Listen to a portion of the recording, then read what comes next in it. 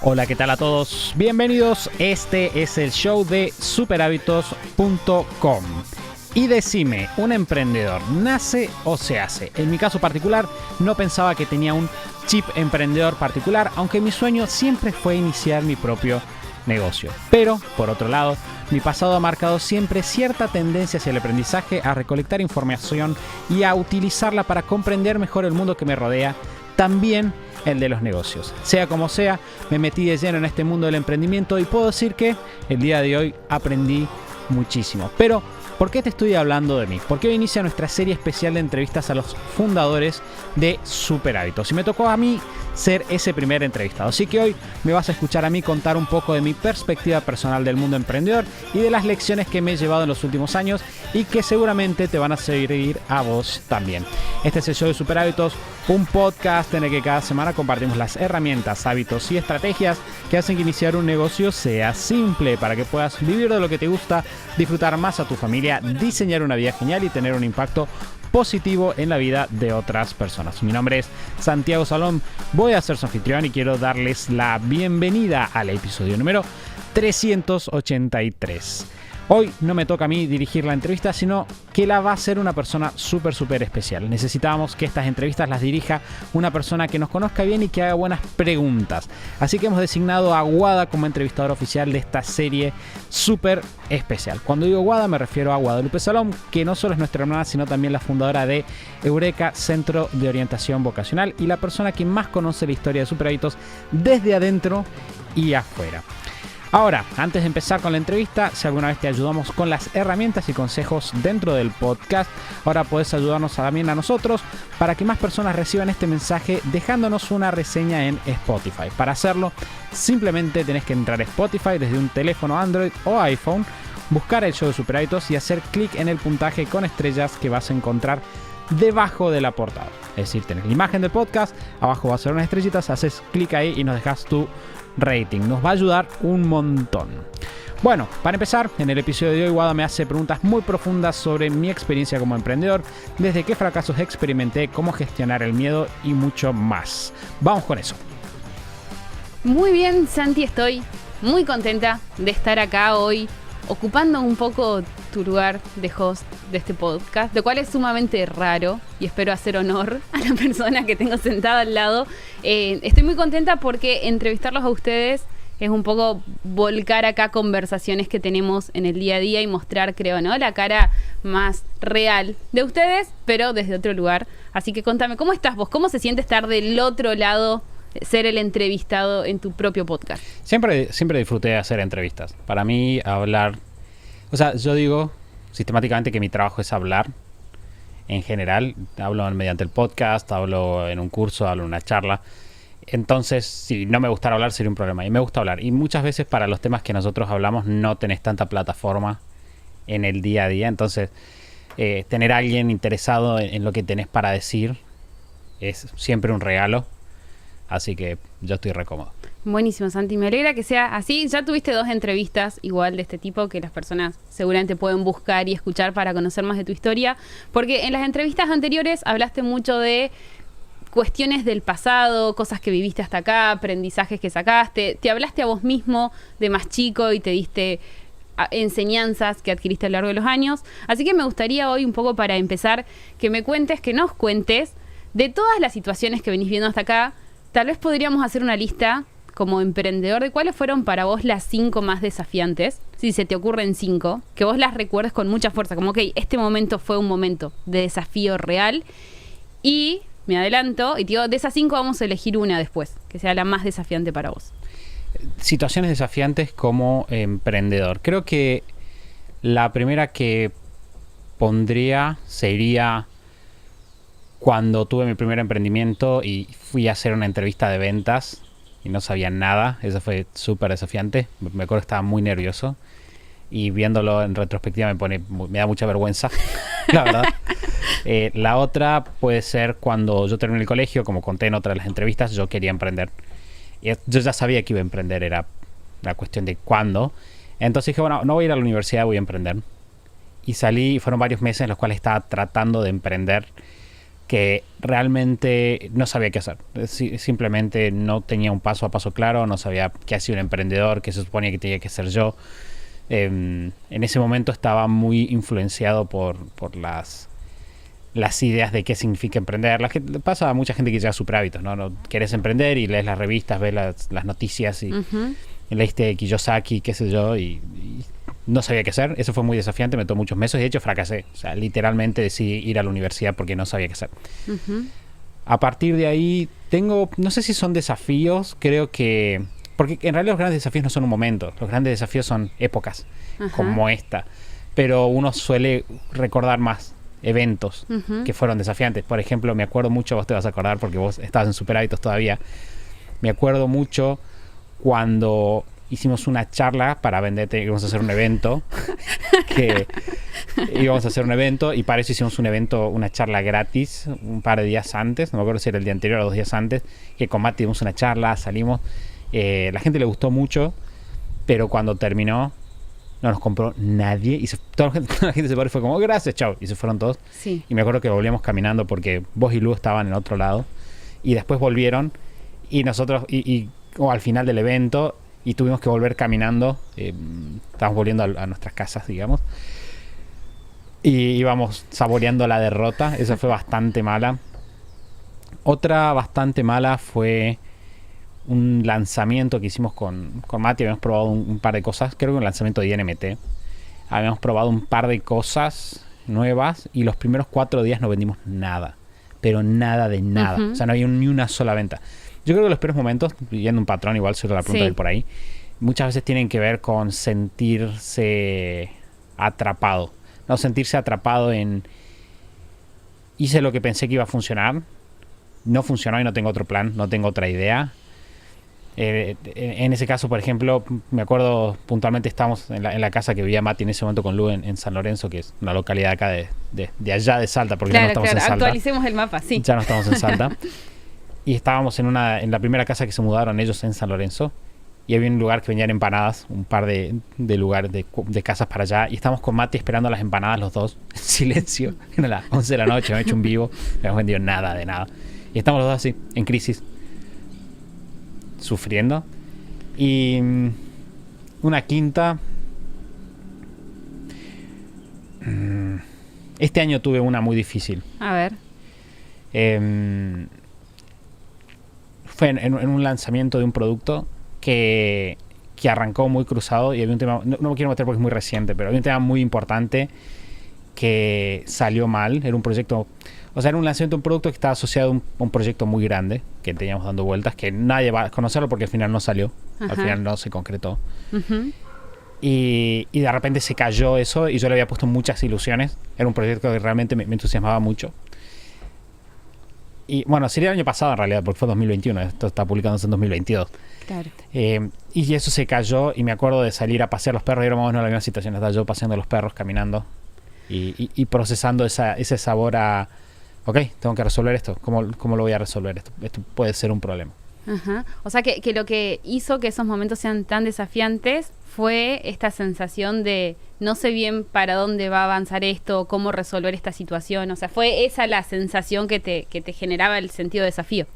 Sí, creo que eso es lo peor, porque cuando vos cometés un error como emprendedor y vos sabés qué error cometiste, es muy fácil. Porque de repente es bueno, obvio.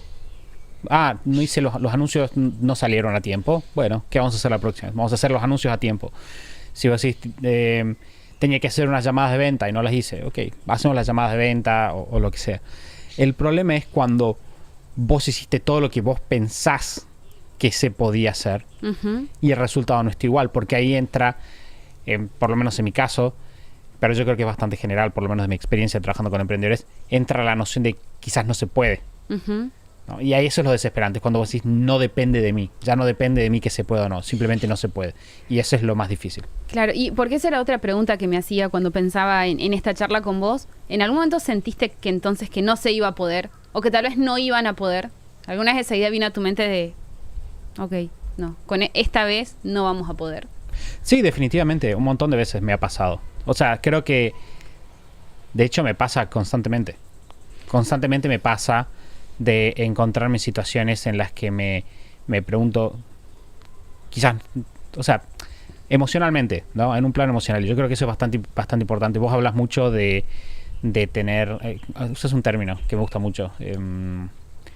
Es como herramientas, vos hablas con tener recursos. Bien, vos hablas mucho de tener recursos, ¿no? Y uno tiene recursos. Entonces vos con tus recursos emocionales puedes navegar esas situaciones. Pero eso no significa que la emoción no esté ahí.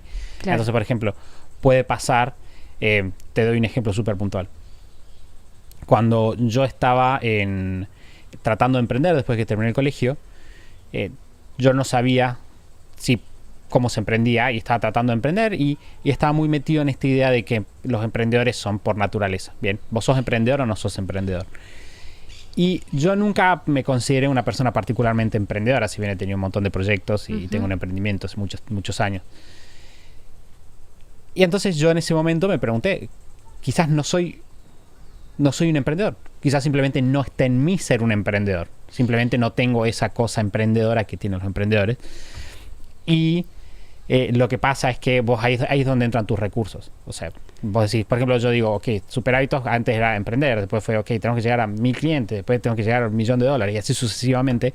Y vos vas llegando a esas etapas y vos decís, tengo lo que hace falta para llegar al siguiente nivel. Y yo siempre tengo un momento de duda de quizás no lo tengo emocionalmente, pero siempre tenés recursos como hacerte preguntas. Okay, ¿qué sentido tiene pensar de que no lo tengo? A ver, vamos por los casos. ¿Hay alguien que tiene, o sea, hay algo que tienen todos los que hacen esto? Y decís, no, la verdad que todos son diferentes. Entonces, bueno, ok. Entonces quiere decir que no es que hay algo en particular. O empezás a analizarlo de otra manera. Y además, yo soy muy de la filosofía de que siempre el sol sale al otro día. Y incluso tus energías salen al otro día. Que eso me pasa mucho. Guay, me he escuchado un montón de veces decir esto. Estoy pensando al igual que muchas de las cosas que voy a decir en esta entrevista, pero por ejemplo, a mí los desafíos a las 7 de la tarde me destruyen. Yo estoy a las 7 de la tarde y me dicen, che, otras cosas que te pasan cuando tienes un negocio más grande, nos entró una demanda. No, alguien nos demandó por X cosas, ¿no? Tenemos un problema legal con algo, un proveedor, lo que sea. Eso me destruye. Pero vos me lo decís mañana a la mañana y yo estoy de 10. Y eso me pasa mucho en Jiu-Jitsu. Yo puedo estar en Jiu-Jitsu y puedo sentir, no puedo más, esto soy el peor, quizás no sirvo para esto. Pero yo sé que tengo que ir, tengo que entrenar. Y mañana a la mañana me voy a levantar y voy a estar bien. Y mi perspectiva va a ser diferente. Eso que yo estoy sintiendo en ese momento no es la realidad. Es simplemente cómo me siento en ese momento. Y esos son los recursos que me parece que te ayudan a seguir adelante incluso cuando vos dudas. Bueno, que ahí hay algo que me parece muy valioso de lo que decís, Santi, es que justo hace unos días lo hablábamos, ¿no? Como esto de si sos de una manera o te construiste de una manera como persona y en sus habilidades o en sus recursos, ¿no? O sea, esto de saber decir, bueno, tal vez genéticamente no tenía esta predisposición, pero fuiste capaz de adquirir un montón de herramientas, como es la capacidad de introspección, esta capacidad de hacerte preguntas, que te lleva hoy a poder decir, bueno, estoy frente a un desafío, me estoy sintiendo de esta manera, mañana va a ser otro día y mañana arrancamos. Porque creo que muchas personas tal vez pueden quedarse atrás por decir, no, bueno, es que esto no es para mí, lo intenté un par de veces y no funcionó. Y de repente en lo que vos contás, por ejemplo, ¿cuándo fue esto de la primera entrevista que fuiste sin saber vender? ¿Cuántos años tenías?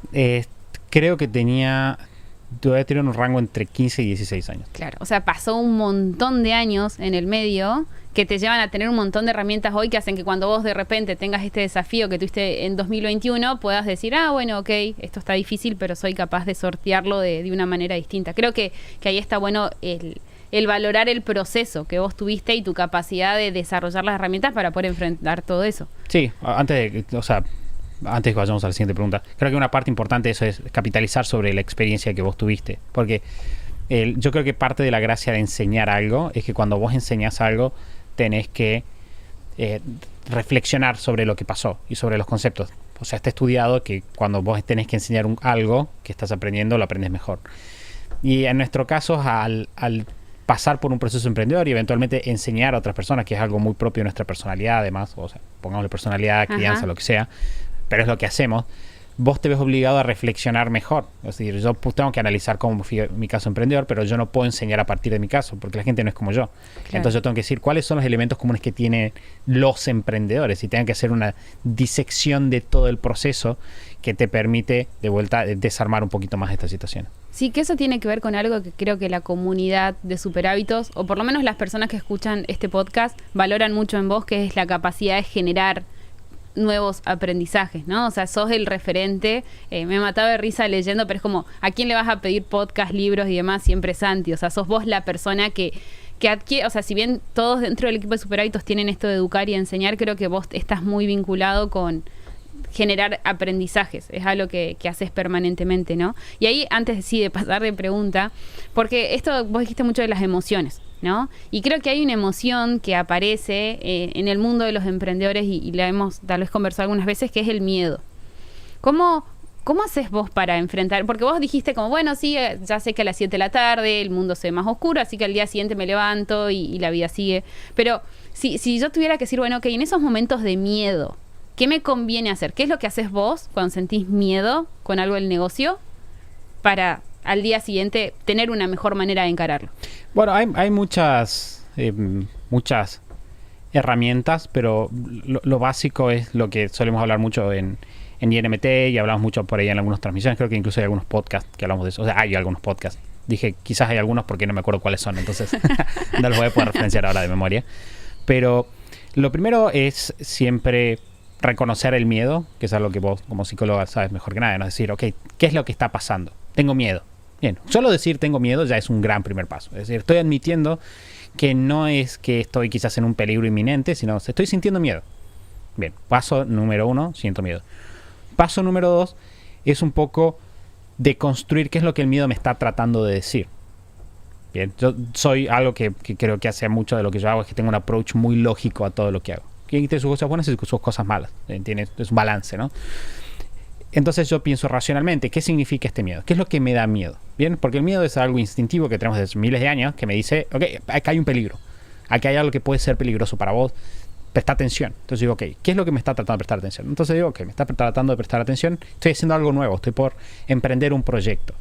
Entonces digo, ok, que tenga miedo no significa que el proyecto es peligroso, simplemente significa que hay algo ahí que no conozco. Entonces voy a analizar el proyecto y me voy a sentar y decir, bueno, ¿qué es lo que está pasando? Nosotros hacemos muchas estas preguntas, ¿no? ¿Qué es lo peor que puede pasar? ¿Qué podrías hacer vos en el caso de que sucediera eso? Por ejemplo, cuando vos tenés un proyecto y de repente pensás que no puede pasar, por ejemplo, en el caso del proyecto este que yo te decía, yo sentí como, ok, ¿qué voy a hacer? Esto es un problema. Tengo que resolver todos estos problemas, tengo un montón de gente trabajando en el equipo, hay que mantener las cosas en movimiento. Entonces, obviamente mi miedo se va, voy a vivir abajo de un puente y ¿qué voy a hacer? Y entonces digo, ok, tengo esa sensación. Bueno, pero este es miedo. Esto es lo que está pasando. El miedo está ahí. ¿Qué es lo que el miedo me quiere decir? Que acá hay un peligro que tengo que prestarle atención. Entonces digo, bueno, primero tengo que poner mi miedo bajo control. Entonces me voy a preguntar, ¿qué es lo peor que puede pasar si pasa lo peor? Justamente. Entonces digo, bueno, ¿qué va a pasar? Que esto no va a estar. Ok, me va a afectar el flujo de fondos. Me va a poner en jaque mis expectativas respecto de llegar a cierto lugar en tal fecha.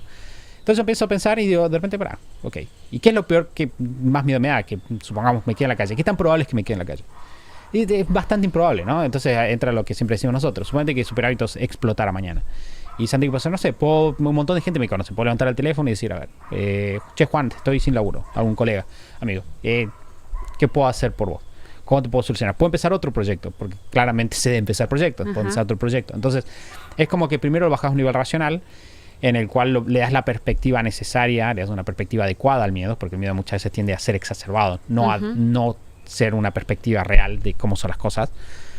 Le das una perspectiva adecuada y a partir de ahí vos lo que vas a hacer es analizar la situación más fríamente y pensar, bueno, ¿cuál es el mejor camino dadas las circunstancias que tengo? Y hacer control de daños o lo que tengas que hacer. Ajá, ahí va. Bueno, en estos días, viste que estuvimos hablando mucho de la serie de podcast que armaron en torno al libro de Tim Ferriss, y viste que él en el libro juega mucho con esto de si tenés miedo, andá y hacelo como mandate, ¿no? Como es más lanzado en su propuesta. Bueno, juega mucho con eso como para motivar a quien lee el libro.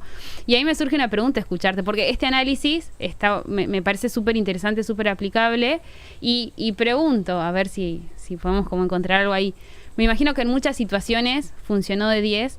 Y ahora, mirando hacia atrás, ¿hubo algún momento en el cual te hubiera gustado tal vez analizar, no sé si analizar menos, pero que el miedo sea menor y avanzar en una propuesta o algo que te acuerdas ahora que vos dijeras, me hubiera gustado jugármela por tal cosa? La verdad, sí creo que sobreanalicé escenarios a futuro. Uh-huh. Eso sí me ha pasado. Por ejemplo, tomar una decisión basándome en muchas cosas que no sabía en una época, por ejemplo.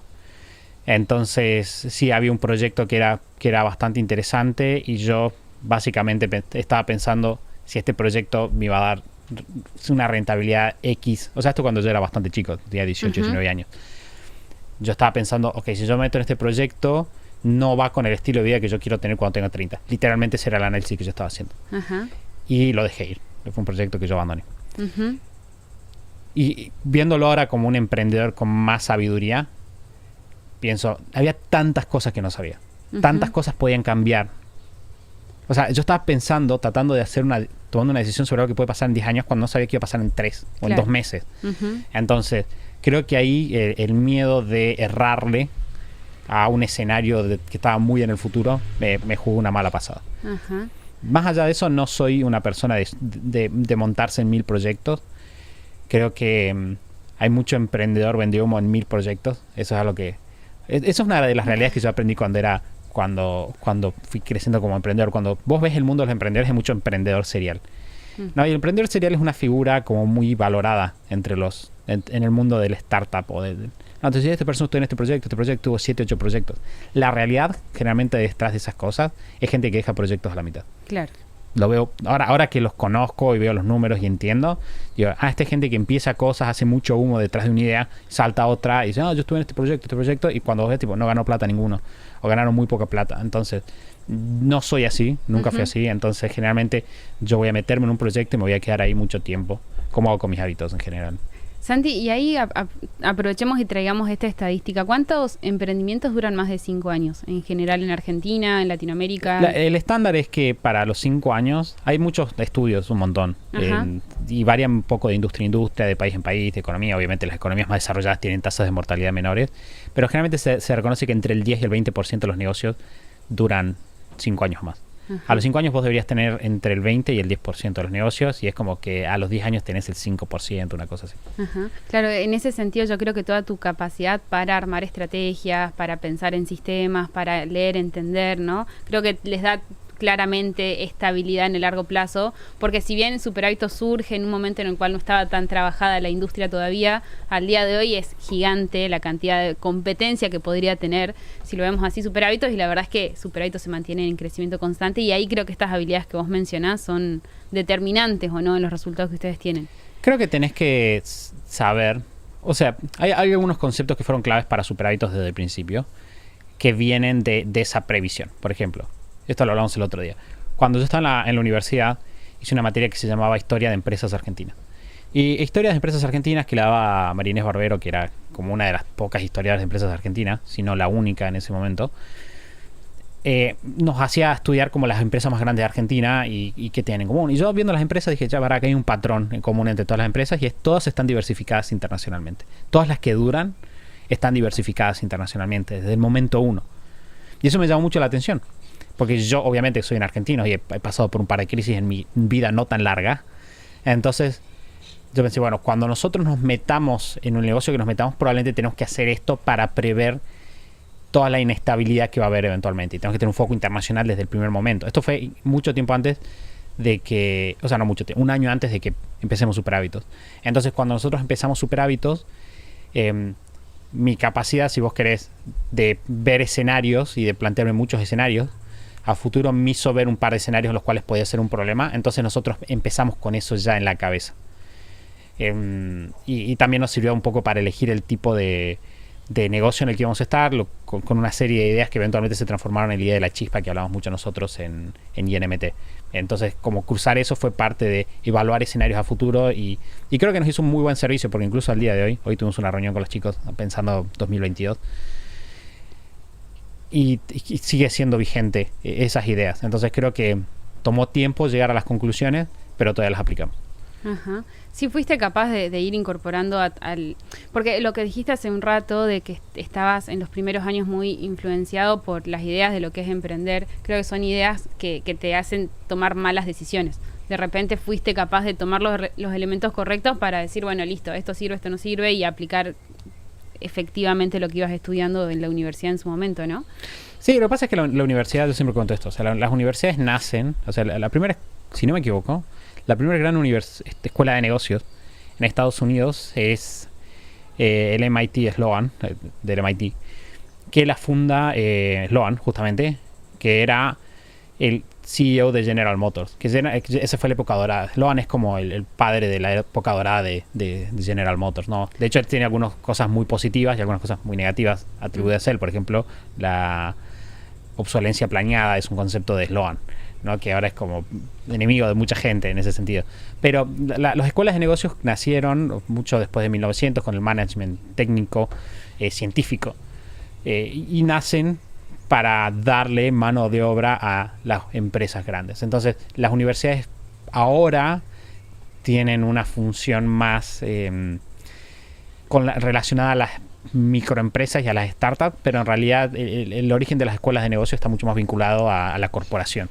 Ajá. Y a las grandes empresas. Claro. Sí, que es algo que aplica en general, ¿no? A las universidades y a las carreras. Sí, te escucho y pienso varias cosas. Por un lado es muy gracioso porque sí, el otro día hablábamos de esto y claro, hablábamos de esto en el asado.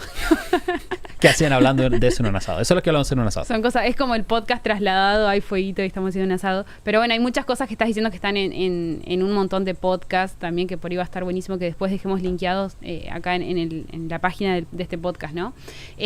Lo que iba a decir es, cuando te escucho, pienso que claramente esta cuestión de la investigación, la curiosidad, es fantástico para mí cuando hablo con vos, porque siempre sabés la estadística o siempre sabés el dato, siempre sabés lo que pasó, tenés como alguna referencia que es genial porque siempre es real y aplicada, ¿no? O sea, no es que me decís algo como todólogo, como, no, sí, los árboles de este fondo son como improvisando, ¿viste? Piníferos. Claro, nunca pasa eso, sino que realmente venís con fundamentos, ¿no? A charlar, y eso es muy rico de conversar con vos.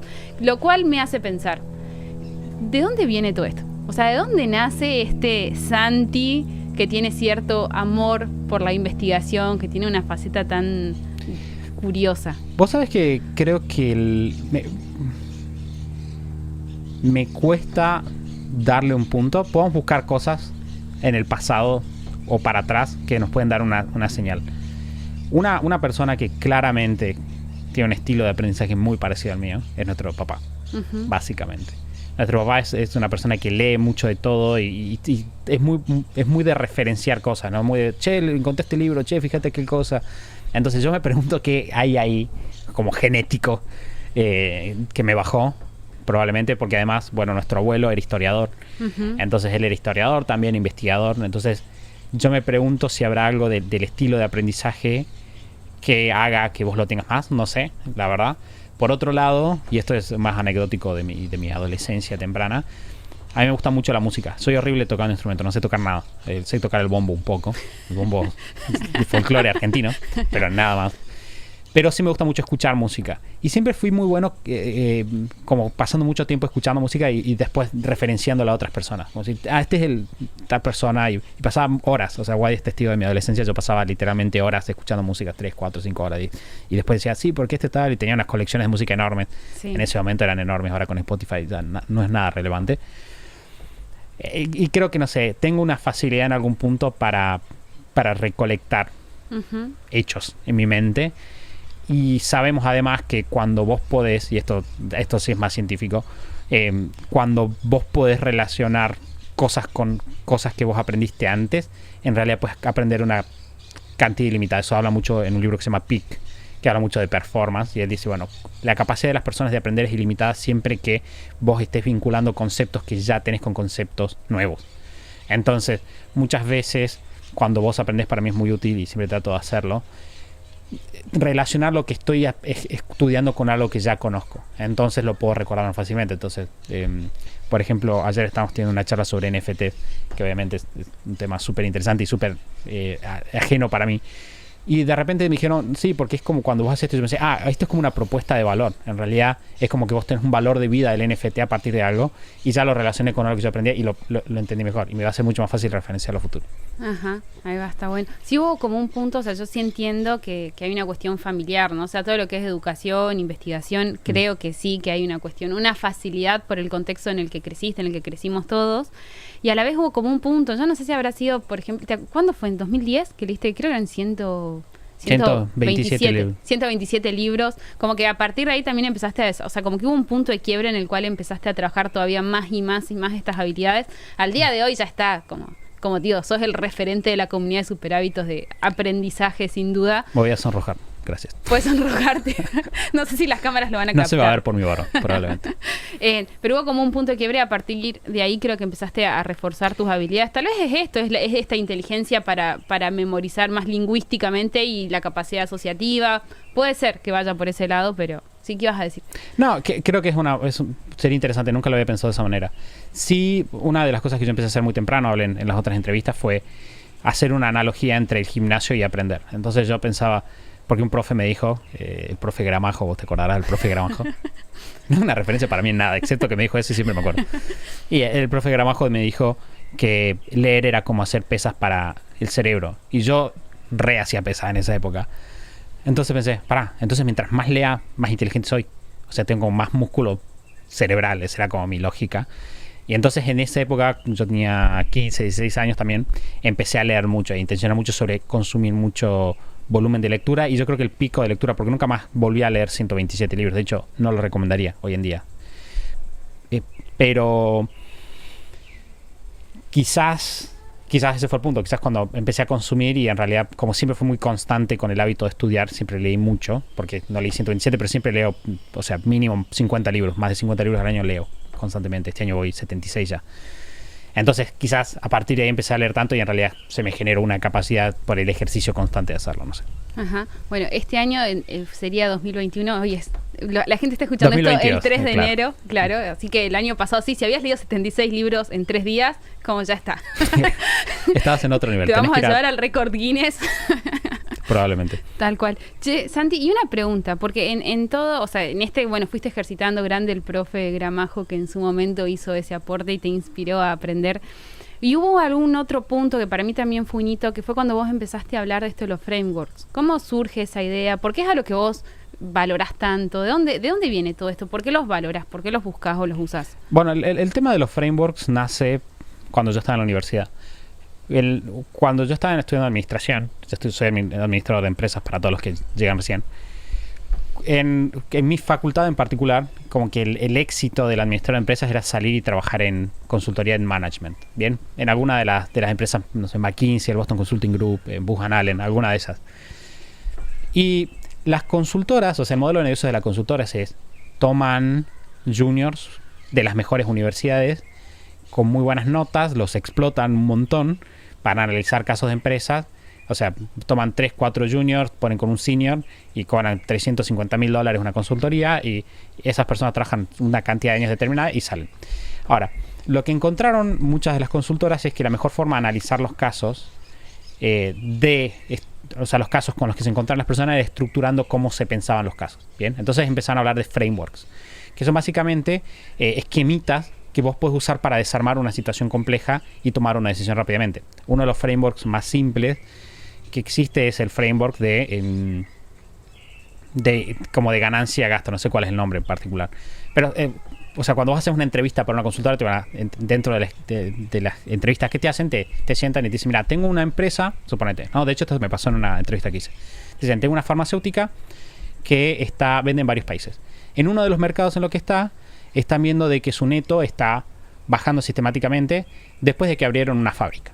Y quieren saber qué pasó, ¿no? Y esa es la información que vos te dan. Sí. Entonces, si vos tenés que sentarte simplemente a analizar esa situación, es muy compleja. Vos decís, ¿qué pasó? Que se enfermó jefe, se murió, hubo un accidente en la fábrica, no sé, pueden ser mil cosas.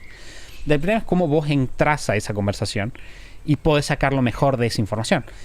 Y entonces lo que te dicen es, vos haces el framework del ingreso-gasto. Entonces decís, por ejemplo, ¿pero qué pasó? Ok, está bajando la rentabilidad, pero ¿estás facturando menos o estás gastando más? ¿no? Entonces la persona dice, no, en realidad estamos facturando igual, pero estamos gastando más. Ok. ¿Y estos gastos, por ejemplo, es más un gasto fijo o es más un gasto variable? Es decir, no, los gastos fijos están iguales, hay un gasto variable. O sea que está aumentando el costo de producción. ¿Qué cambio hicimos a la producción? Entonces, de repente, y hay un montón de ese tipo de frameworks. O sea, hay otros más conocidos, por ejemplo, la matriz BSG es un framework que te ayuda a analizar un mix de productos, es decir, es súper básica, son simplificaciones. Pero en tanto son simplificaciones, lo que hace un framework es permitirte a vos tomar una situación muy compleja y rápidamente detectar qué es lo importante. De la mano de eso vienen los modelos mentales, que es otra cosa de la cual he hablado mucho. Porque son básicamente lo mismo. O sea, depende. Hay un libro que leí hace poco que habla de modelos mentales en otros sentidos. Hay mucha gente que habla en distintos sentidos de los modelos mentales. Sí. Pero básicamente, si uno tuviera que explicar, no tengo una definición ahora puesta, podría buscarla. Pero un modelo mental básicamente es como un esquema que te ayuda a interpretar la realidad. Bien, es como un modelo que vos tenés de cómo funciona algo, que vos lo puedes aplicar a distintas cosas para entender. Ejemplo, 2080. Por ejemplo, el 2080 es un modelo mental. Es un framework en algún punto. ¿Por qué? Porque el 2080 me dice que en cualquier situación en la que yo entre, va a haber una serie de elementos que van a generar la mayor cantidad de las consecuencias de lo que está pasando. Entonces, yo sé que si entro en un negocio y quiero analizar la facturación, voy a tener que ver un par de productos y esos probablemente van a ser los responsables de la mayor parte de lo que estoy viendo. Entonces, los frameworks aparecieron, como para redondear la respuesta, aparecieron en la universidad en el contexto de esto y empecé a decir como, che, este tipo de pensamiento estructurado se me da muy bien, me es muy ameno a mi forma de pensar. Y después, con el tema de los modelos mentales, cuando leí PIC particularmente, en PIC hablan de que lo que diferencia a las personas que son las mejores en sus distintas disciplinas es que tienen representaciones mentales de cómo tiene que ser algo y actúan en base a eso. Te doy un ejemplo, por ejemplo. Hay un estudio que agarraban jugadores de ajedrez, ¿no? Entonces agarraban un tablero y ponían 16 fichas. Agarraban una jugada de una partida, viste que los ajedrecistas estudian jugadas de partida. Agarraban una jugada determinada de una partida random, se la mostraban a profesionales, o sea, grandmasters de ajedrez, se la mostraban a jugadores de ajedrez frecuentes y se la mostraban a personas que no sabían nada de ajedrez. Y se la mostraban 3 segundos, ¿no? Se la mostraban 3 segundos, se la sacaban. Y después de un rato le decían, reconstruime la partida. Entonces encontraron que los jugadores de ajedrez la podían reconstruir, pero 3 segundos la veían y se hizo una reconstrucción de la partida con 99% de efectividad. Dos de los que eran jugadores tenían, no sé, 80% de efectividad y los otros le pifiaban al 40%.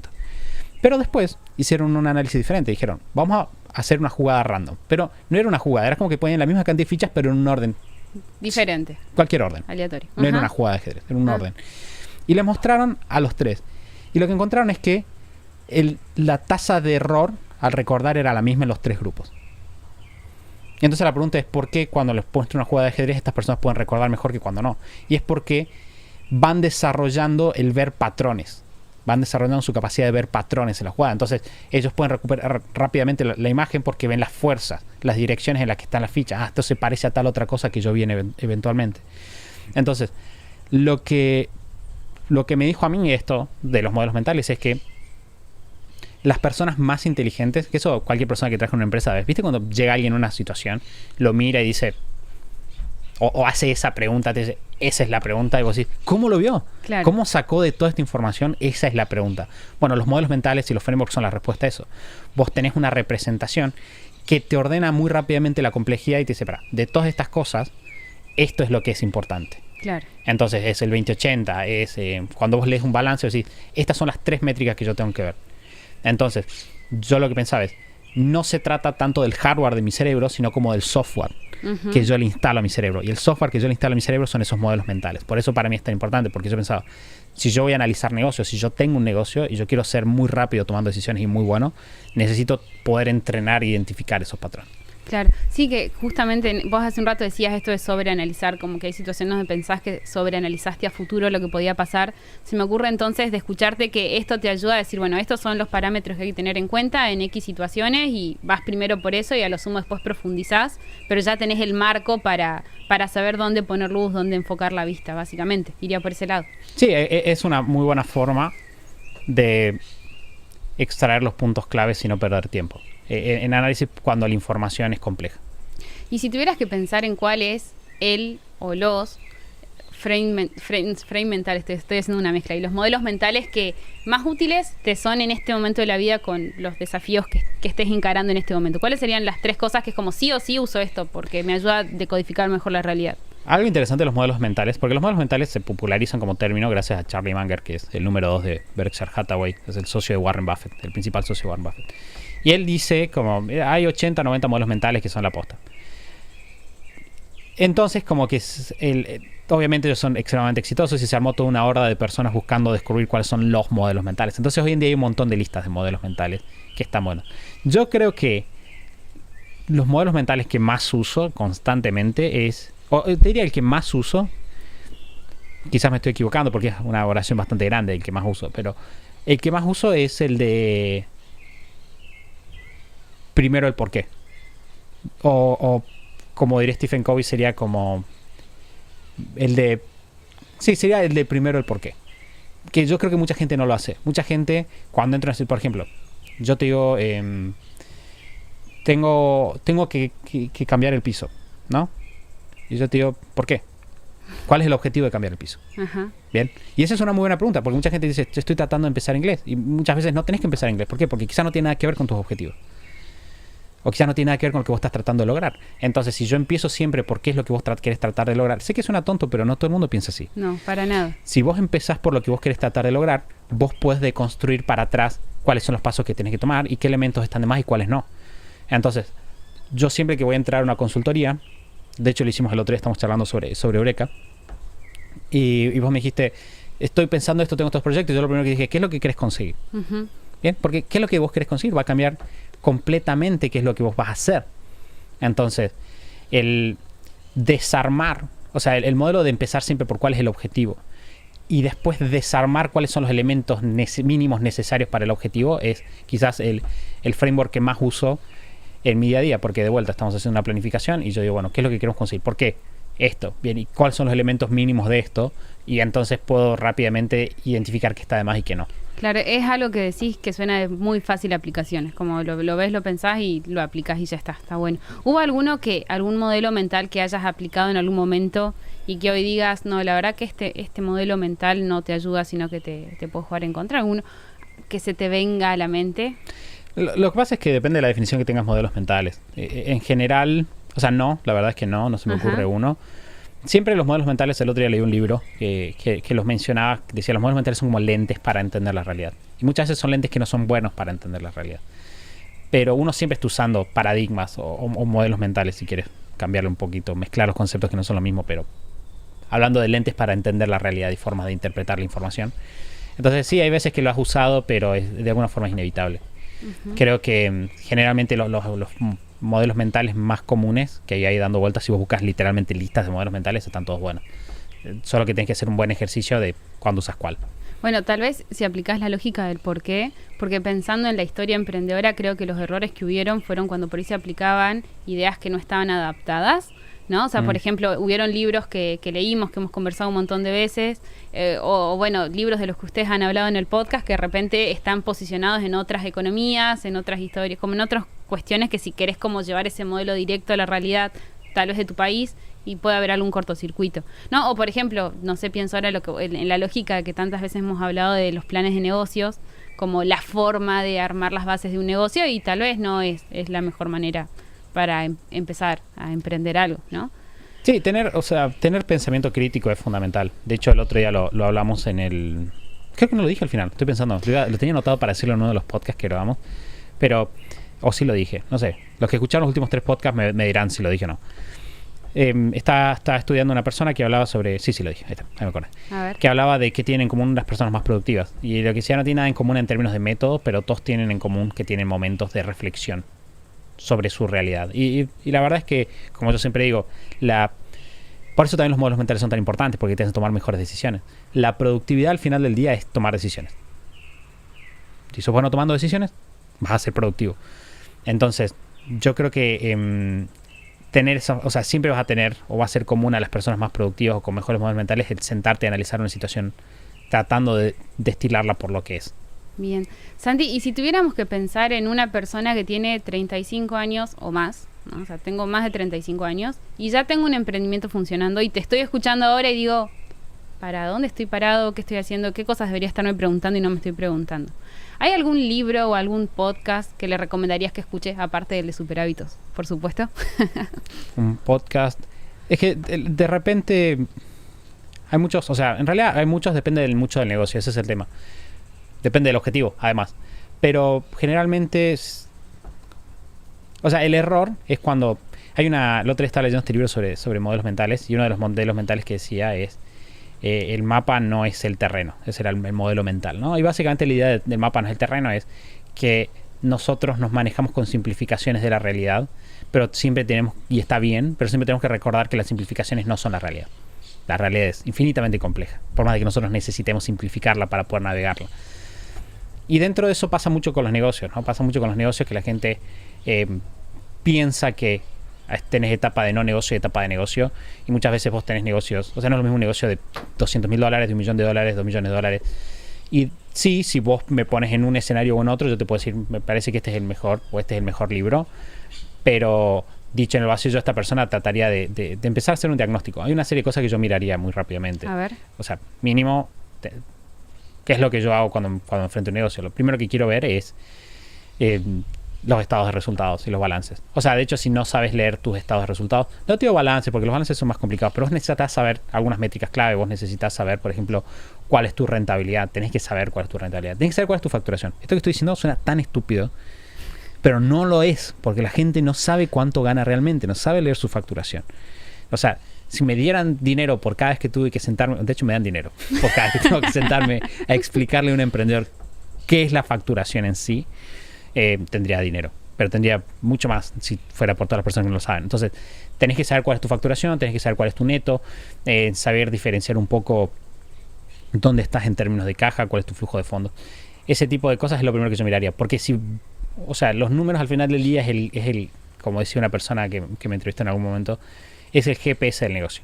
Entonces, si vos tenés un problema de rentabilidad, probablemente hay un problema de negocio. Es un síntoma de un problema de negocio más profundo. Entonces, te puede indicar de dónde estás. Si estamos no aumentando facturación, te puede indicar si estamos creciendo o decreciendo. Si tu rentabilidad es muy baja, te puede estar hablando de que estás haciendo un mal uso de tus recursos.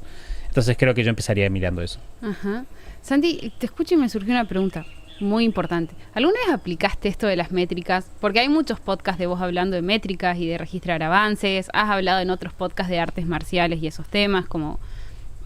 ¿Has aplicado métricas a tu vida personal? Sí, 100%. De hecho, tengo una cabina de mando personal. Fue una de las grandes decisiones. Wow. Sí, pensé que sabías. Ajá. Mira, tengo una cabina de mando personal estoy tan contento que te habría contado. Mira, lo que hice fue... Sí sabías, pero me reinteresa que no los cuentes. Ok, perfecto. Lo que tengo es lo siguiente. Porque me di cuenta de que para el negocio nosotros empezamos a aplicar lo que se conoce como el...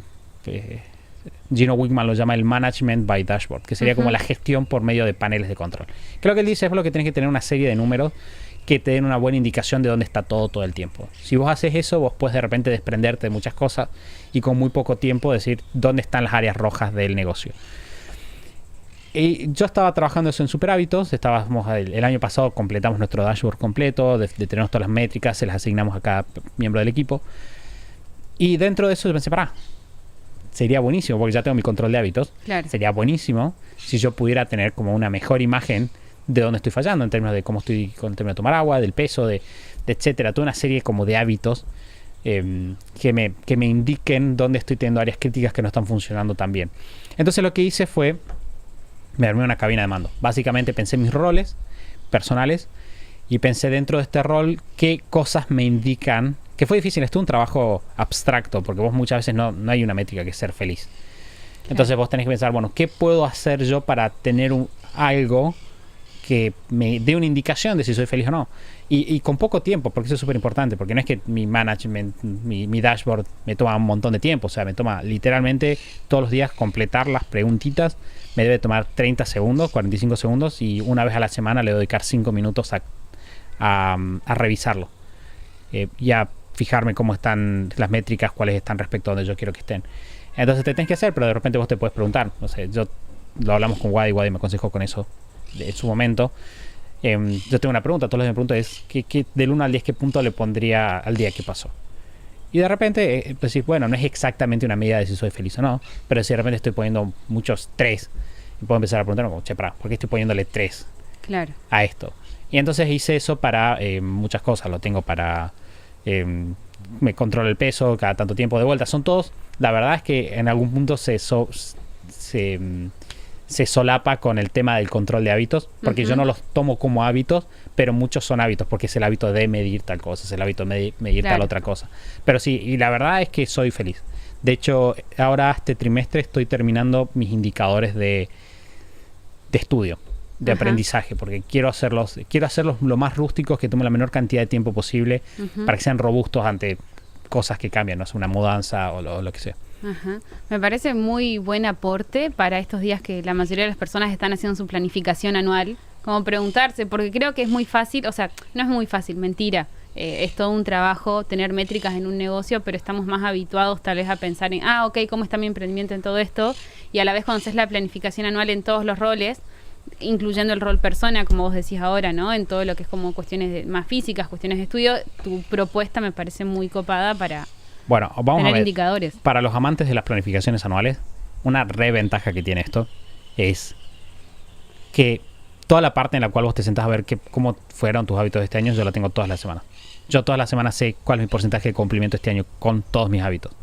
Entonces yo muchas veces llego, literalmente hago esto cuando hago mi planificación anual o trimestral o lo que sea, llego y hago un print de pantalla. Digo, ¿cómo fue con mis hábitos? Print de pantalla. Y los leo. Y es como que ya sabes además. Y eso es súper importante. Yo ya sé dónde estoy con cada uno. Claro. Entonces puedes ajustar mucho más rápido si te das cuenta de que estás quedándote atrás con el hábito de la meditación, por ejemplo. Entonces vas haciendo los ajustes más pronto. Tenemos que aclarar que vos tenés el don de usar Excel de una manera impecable, ¿no? Es como... me encantaría. Soy muy rústico todavía para... Bueno, pero creo que estás como de la media, como muy arriba en tu uso. Sí. Entonces, pero mientras más sabemos que no sabemos. Y yo sé que no sé mucho. Así bueno, que, pero sí, me gusta mucho. Está bien. La humildad es parte de las personas que aprenden. Sabemos que sabes un montón y si hacemos una encuesta en Instagram va a salir que estás como para arriba de la media, ¿entendés? Sí, probablemente. Eso es fantástico. Me parece de verdad un muy buen aporte para las personas que están planificando en eso. Y tomando, Santi, lo que decías hace un rato, ¿no? Porque acá tenemos como una muy buena combinación de elementos. O sea, tenemos una persona con una gran capacidad de introspección, tenemos a una persona capaz de ir, como vos decías, generando aprendizajes, no solamente viviendo la vida y ya fue, que encima lo sistematiza en planillas y que puede ver rápido en gráficos y en colores qué es lo que está pasando, ajustar sobre la marcha. O sea, claramente, como vos dijiste al comienzo de esta entrevista, con un montón de recursos, más allá de si genéticamente o no tenés el don emprendedor, que creo que sí, cuando tenés como toda tu familia que emprende. Yo diría que no, podemos hablar de eso, pero yo diría que no. Pero igual emprendo, lo cual es una gran señal para todas las personas que piensan que no pueden emprender. Cuando ustedes piensen que ustedes no son el emprendedor, piensen que yo pienso lo mismo y sin embargo sí tengo un emprendimiento y sí lo soy. Sí. Es una buena señal para todas las personas que piensan que esto no es para ellos. Es buena, es muy buena, una muy buena aclaración. Podríamos debatirlo, sería divertir un podcast con vos y con Mati de repente, como a ver cómo vemos esta situación, pero creo que va por el lado de los recursos desarrollados, sobre todo, más que por una cuestión genética. Lo que me pregunto ahora, un poco como para ir cerrando, Santi, es si yo juego y salto, vos jugás y saltás en el tiempo, ¿no? De repente estamos acá en esta misma situación, pero vos ahora tenés 50 años, ¿no? Y es como está el Santi de 50 años que quiere aconsejar a Santi 2022. Ya trabajó un montón de cosas. ¿Qué consejo pensás que daría tu yo del futuro a tu yo actual? Creo que el consejo que me daría probablemente sería relájate. Yo creo que no soy una persona un poco relajada. Aunque toda la gente que me conoce me dice que soy cero relajado. Entonces probablemente no lo soy. Pero algo que me ha pasado, o sea, si yo viera a Santi de 23 años, Santi de 25 años, de 18, más allá de los consejos técnicos, capaz que me diría invertir en Bitcoin, que siempre es un chiste, invertir en Bitcoin o lo que sea, como consejo de vida, probablemente lo que me diría es, tener éxito es menos difícil de lo que parece. Bien. O es más natural de lo que uno cree. No es que, ¿a qué me refiero? No es que sea súper fácil, pero si vos haces una serie de cosas vas a estar bien. Vas a estar bien. No vas a fracasar. Y muchas veces cuando vos estás en el camino emprendedor, yo creo que perdés esa perspectiva. Perdés esa perspectiva, que es lo que yo te digo. Sentís como, salió esto mal, nunca voy a lograrlo. O tengo que sobretrabajar para lograr esto. Y probablemente mi yo de 50 años va a ver para atrás y me va a decir, mira, relájate, vas a llegar, seguí haciendo un buen trabajo. Enfócate, el otro día en el podcast con los chicos hablábamos un poquito de eso. Ajá. Hablamos de, hace un buen trabajo. Si haces un buen trabajo, las cosas van a estar bien. Y yo creo que probablemente me diría eso. Y quizás, espero que no, quizás me recomendaría, cuando me preguntaron sobre qué me dirían yo de la universidad, una de las cosas que dije en su momento fue, si no recuerdo mal, fue como que me pasaría más tiempo con gente. Yo cuando estaba en la universidad siento que despreciaba mucho los vínculos, y más cuando era más chico también. Era como estar muy enfocado en emprender, muy enfocado en mis objetivos, como esto es lo que quiero, esto es lo que voy a hacer esto. Y que dejé de lado pasar tiempo con personas. Que ahora no me importan muchas. O sea, no es que me arrepiento. Ay, ¿cómo no pasé más tiempo con Carlitos? Pero sí pienso, ok, para mí hubiera estado bueno. Yo hubiera sido más feliz pasando tiempo con gente. Y ahora, de repente, formé una familia. Tengo una familia, tengo a vos, tengo a los chicos. Es como que tengo una serie de vínculos que son muy especiales. Y si bien yo tiendo o sea, tengo mecanismos para forzarme de alguna manera a prestarle más atención, quizás me diría eso, me diría valora más los vínculos, dedicarles tiempo, porque es lo que más te va a importar. O sea, quizás cuando tengas 50 años, quizás lo que más voy a valorar va a ser el tiempo que pasé con gente, más allá de ciertos. Igual con 50 igual estás todavía 100% en tu posibilidad de estar siendo una máquina y muy enfocado en emprender y lo que sea, pero también tenés una perspectiva más amplia. Parece como me hubiera gustado pasar más tiempo con X persona. A veces lo pienso cuando pienso, por ejemplo, en nuestra mamá, nuestro papá. Pienso, no sabes, o sea, genuinamente no sabes cuándo va a ser esa vez que vos le vas a decir chao. La otra vez tenía un pibe que decía, no, va a haber una vez que tu mamá te va a cocinar y va a ser la última vez que te va a cocinar. Y yo pensé, eso puede pasar en cualquier momento. Claro. Entonces, poner en perspectiva eso y aprovechar las personas y ver sus otras cosas, como facturamos $100,000 menos de lo que... Ok, ya, bueno, está bien. O sea, qué bacana. Pero qué bacana si de repente había una persona con la que quería pasar tiempo y no lo hice, o me hubiera gustado disfrutar más y no lo hice porque estaba... O sea, no tengo hijos, pero me imagino que quizás con tus hijos te pasa eso. Quizás estaba tan preocupado por llegar a tal crecimiento que me iba a permitir comprarme una camioneta, y de repente, si hubiera relajado, podría haber estado más tiempo tranquilo con mi hijo y verlo caminar, y quizás estar ahí en el parque mirando, no sé. Eso creo que sería otra cosa que quizás me diría. Ajá. Bueno, hay un autor que habla de dolores reversibles e irreversibles, ¿no? Y habla por ejemplo, nadie quiere tener un mal lanzamiento, pero bueno, a veces te puede pasar, y ahí es esto que vos decís, ¿no? De aplicar todos los recursos. Y después están estos otros dolores irreversibles, como nos ha tocado de perder a gente que amamos, que en ese caso en realidad el punto es la actitud que tomamos, ¿no? Entonces, si vos hoy, comienzos de 2022, lo estás pensando, de repente está re bueno porque tenés un montón de otros recursos para tu visión, para decir, ok, con estas personas quiero estar y compartir, que de hecho a mí me pasa como hermana, que es como, de hecho cada vez que como tengo un tema es como, che, ¿qué pensará Santi de esto? Hola Santi, estás y estás, ¿no? Entonces, de repente creo que la visión y la capacidad de usar esos recursos que vos tenés te ayudan a ir, ¿viste esos mecanismos en contra de uno mismo? Como en contra de nuestras propias tendencias. De tus tendencias. Claro, como que los tenés muy trabajados para que el Santi de 50 años tal vez cuando llegue sea como... Qué bien que le hiciste, che. Sí, es interesante porque cuando vos haces muy introspectivo o sos muy analítico, yo creo que el riesgo que tiene ser tan analítico como soy yo es destruir tu propia autoestima. Porque en realidad sos tan bueno. Es algo que muchas veces me han criticado y muchas veces me han elogiado. Yo tengo una muy buena capacidad de ver qué está mal. Soy muy bueno para encontrar como qué es lo que está mal, lo cual me vuelve muy exigente conmigo y con los demás. Pero algo que está bueno de eso es que yo desconfío de mí, desconfío de mis tendencias. Entonces, por ejemplo, algo que a mí no me gusta nada, es la gente que no escucha. No me gusta la gente que está en las conversaciones y no es buena escuchando a los demás. Diciendo que es algo que pasa a muchos hombres adultos. Entonces yo digo, no tengo que ser así. Y eso me pone a mí en el trabajo de ir contra mi tendencia, que sería simplemente cerrarme en mí mismo y en mis ideas, que claramente tengo una tendencia a hacer eso. Entonces como que sí, vas generando como mecanismos que sean mejores que vos, y eso con los años paga muchísimo. Ajá. De momento va trayendo grandes resultados, así que Esperemos. tomo la voz del Santi de dentro de unos cuantos años, con 50 años, y te digo, Santi, relájate, haz lo que sabes que hay que hacer y va a estar todo bien. Así que, Santi, te agradezco por esta entrevista que disfruté un montón. Disfruto mucho charlar con vos y ahora encima hacerla en este contexto me hace muy feliz. Así que gracias. Gracias por permitirme ocupar el lugar de tu lugar en este podcast. Así que bueno, estás bien como estás, como la pasaste hoy. Estoy divertido y muchas gracias a vos por darme unas vacaciones. Porque cuando estás haciendo el podcast siempre tenés que estar atento. A nosotros no guionamos el podcast. Una vez nos preguntaron, ¿ustedes guionan el podcast? El podcast está cero guionado.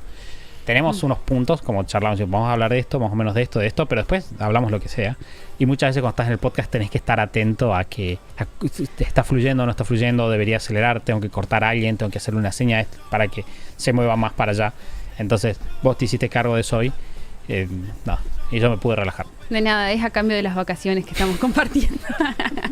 Gracias, Santi. Voy a seguir ocupando pantalla durante vacaciones porque en los próximos podcasts voy a seguir acompañando y ocupando este lugar. Así que gracias y nos vemos en el próximo podcast. Gracias a vos.